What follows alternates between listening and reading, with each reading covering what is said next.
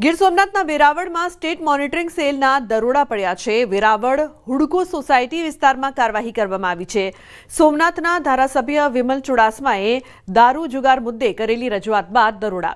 તપાસમાં મોટા પ્રમાણમાં વિદેશી દારૂનો જથ્થો પણ ઝડપાયો છે। 400 પેટીથી વધુ દારૂ પકડાયો છે। 3થી વધુ આરોપી ઝડપાયા હોવાની પણ માહિતી મળી રહી છે।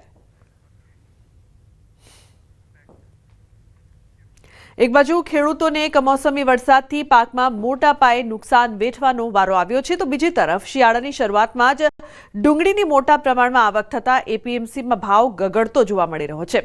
ત્યારે અમદાવાદ એપીએમસીમાં ડુંગળીનો 2 થી લઈને 10 રૂપિયા સુધીનો ભાવ મળી રહ્યો છે।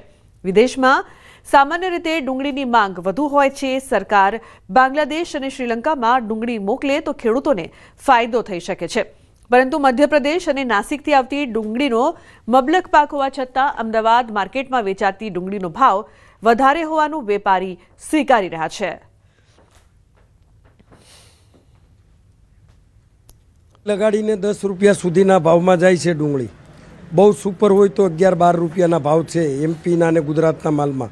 એક બાજુથી નવી ડુંગળીમાં વરસાદ અને મોસમનો માર પડેલ છે અને જૂની સાચવેલી ડુંગળીમાં એમને જે ભાવ મળવા જોઈએ એ ભાવ મળતા નથી, એટલે એ લોકો નુકસાનીમાં છે ખેડૂતો।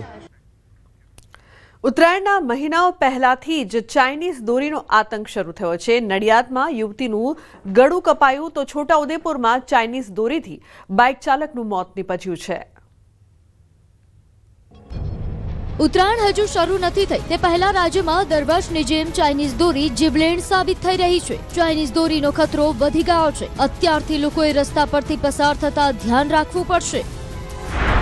ચાઇનીઝ દોરીથી યુવતીનું ગળું કપાયું। નડિયાદમાં કોલેજમાં ભણતી મનીષા મારવાડી નામની આ યુવતી ચાઇનીઝ દોરીની ઝપેટમાં આવી ગઈ। યુવતી 2 વ્હીલર લઈને વૈશાલી સિનેમા પાછળ જય માનવ સેવા પરિવાર સંસ્થા પાસેથી પસાર થઈ રહી હતી અને ત્યારે અચાનક તેના ગળામાં ચાઇનીઝ દોરી ફસાઈ ગઈ। દોરીના ઘર્ષણના કારણે યુવતીનું ગળું કપાઈ ગયું અને તે લોહી લુહાણ હાલતમાં રસ્તા પર પડી ગઈ। જોકે સમયસર તબીબી સારવાર મળતા યુવતીનો જીવ બચી ગયો હતો, પરંતુ આ ઘટનાએ પ્રતિબંધિત દોરીના વેચાણ પર ફરી સવાલો ઉભા કર્યા છે। જ્યારે હું રિટર્ન આવતી હતી ને તો હું એવું બી નહીં કે હું સ્પીડમાં હતી, કેમ કે જ્યારે ટર્ન લેવાનો હતો તો મેં ધીમું જ રાખ્યું હતું એક્ટિવા, અને જે હું આમ સીધી આવી તો ચાઇના દોરી હતી ને મારા ગળામાં વીંટળાઈ ગઈ। જ્યારે એકદમ થયું ને તો મને આઈડિયા નહીં આવ્યો કે શું થયું।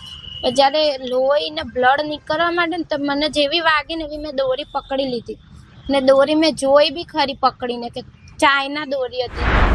ચાઇનીઝ દોરીથી બાઇક ચાલકનું મોત। નડિયાદ જેવી જ ઘટના છોટાઉદેપુરમાં બની, જ્યાં બાઇક લઈને જતો યુવક ચાઇનીઝ દોરીની ઝપેટમાં આવી ગયો। તરબડા બોડેલીથી ડભોઈ તરફ જગદીશભાઈ બાઇક લઈને પસાર થઈ રહ્યા હતા અને ત્યારે ગળામાં પતંગનો દોરો આવી જતા ગંભીર ઈજા થઈ હતી। તુરંત સારવાર માટે ખસેડ્યા હતા, પરંતુ હોસ્પિટલમાં સારવાર દરમિયાન મોત થયું। પ્રતિબંધિત હોવા છતાં ચાઇનીઝ દોરીનું બેફામ વેચાણ થઈ રહ્યું છે, જેના કારણે લોકોના જીવ જોખમમાં મુકાઈ રહ્યા છે। ત્યારે તંત્ર ચાઇનીઝ દોરીના વેચાણ અને ઉપયોગ પર કડક પગલાં ભરે, ચાઇનીઝ દોરીનું વેચાણ કરતા વેપારીઓ સામે કડક કાર્યવાહી કરે। ઉત્તર પ્રદેશના બિજનૌર જિલ્લામાંથી વન વિભાગે વાઘણનું સફળતાપૂર્વક રેસ્ક્યુ કર્યું છે। ઘણા દિવસોથી વાઘણના રહેણાંક વિસ્તારમાં આટાફેરા વધતા સ્થાનિકોમાં ફફડાટ ફેલાયો હતો।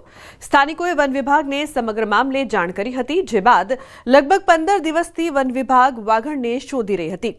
થર્મલ ડ્રોનની મદદથી સતત ટ્રેકિંગ કરવામાં આવી રહ્યું હતું, જે બાદ તેમણે યોગ્ય સ્થળ પસંદ કરીને પશુને ત્યાં બાંધ્યો અને વાઘણ શિકારની શોધમાં આવતા અધિકારીઓની દેખરેખ હેઠળ વાઘણનું રેસ્ક્યુ કરવામાં આવ્યું છે।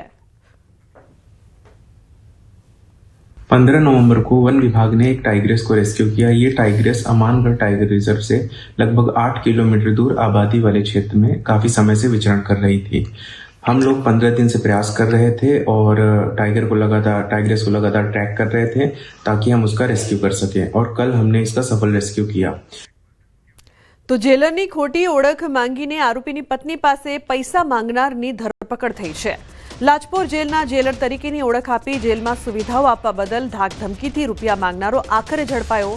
સુરતમાં બ્લેકમેલિંગના આરોપીની પત્નીને ફોન કરીને નકલી જેલર નાણાંની માંગણી કરતો હતો, જેને લઈને સુરતના સચિન પોલીસ સ્ટેશનમાં ફરિયાદ નોંધવામાં આવી હતી. ફરિયાદના આધારે એલસીબી ઝોન 2 સ્કોડે ધરપકડ કરી છે. આરોપી અમદાવાદના ઈસનપુરનો રાજેશ ઉર્ફે ચકુ ત્રિવેદી હોવાનું સામે આવ્યું છે.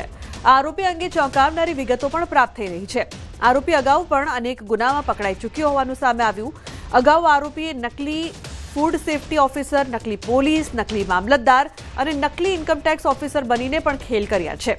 હાલ પોલીસે આરોપીની ધરપકડ કરીને વધુ પૂછપરછ હાથ ધરી છે. ખોટી પોતાની જેલર તરીકેની ઓળખ ઊભી કરી અને જે કેદી તરીકે જનાર છે તેમના પરિવારજનો પાસેથી પૈસાની માંગણી એનો મેઇન ઉદ્દેશ્ય રહેતો. 4 જેટલા ગુના આવા જ કે જેમાં ક્યાંક એ નકલી ઇન્કમટેક્સ ઓફિસર બન્યા હોય, ક્યાંક નકલી મામલતદાર બન્યો હોય, ક્યાંક નકલી પોલીસ ઇન્સ્પેક્ટર બન્યો હોય કે ક્યાંક નકલી ફૂડ સેફટી ઓફિસર બન્યા હોય અને ચીટિંગ અને પ્રોહિબિશનના જેવા 6 જેટલા ગુના એના વિરુદ્ધ નોંધાયેલા છે. હાલ અમે એક જ આરોપીને પકડેલો છે અને એ તપાસનો વિષય છે કે આની સાથે એની મદદ કરનાર કોણ છે. પ્રધાનમંત્રી નરેન્દ્ર મોદી આજે આંધ્રપ્રદેશ અને તમિલનાડુના પ્રવાસે છે. પુટ્ટાપાર્થીમાં સત્ય સાંઈ બાબાના જન્મ શતાબ્દી સમારોહમાં પ્રધાનમંત્રી હાજરી આપશે. ત્યારબાદ બપોરે તમિલનાડુના કોઈમ્બતુરમાં પ્રાકૃતિક કૃષિ શિખર સંમેલનનું પીએમના હસ્તે ઉદ્ઘાટન થશે. તેઓ પીએમ કિસાન યોજનાનો 21મો હપ્તો જાહેર કરશે.